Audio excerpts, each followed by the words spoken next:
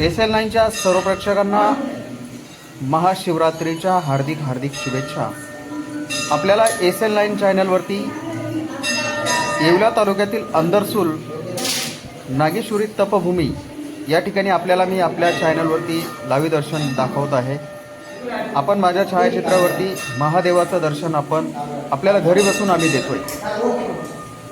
आज महाशिवरात्र आहे आणि महाशिवरात्रीच्या निमित्त अंदरसूल तपभूमीमध्ये अनेक भाविक भक्त हे मोठ्या संख्येने आज नागेश्वरी तपभूमीमध्ये शंकर भगवानाचं दर्शन करण्यासाठी आज भाविक आलेले आहेत आणि नागेश्वरी ट्रस्ट यांनी भाविक भक्तांची या ठिकाणी खूप काळजी केली। रांगेत दर्शन, भाविक भक्तांसाठी पिण्याचे पाणी, भाविक भक्तांसाठी रक्तदान शिबिर, भाविक भक्तांसाठी फराळाची व्यवस्था, भाविक भक्तांसाठी चप्पल ठेवण्याची व्यवस्था, अशा अनेक व्यवस्था मंदिर ट्रस्टकडून करण्यात आलेल्या आहेत।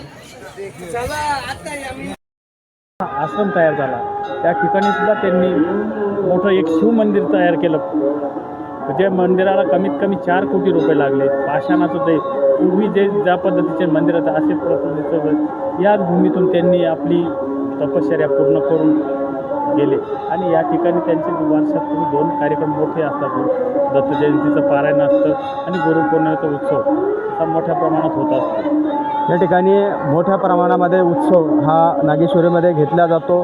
महाशिवरात्र उत्सव हा सर्वात मोठा येवला तालुक्यामध्ये सर्वात मोठा अंदरसूल येथे नागेश्वरी तपभूमी या ठिकाणी तो साजरा केला जातो।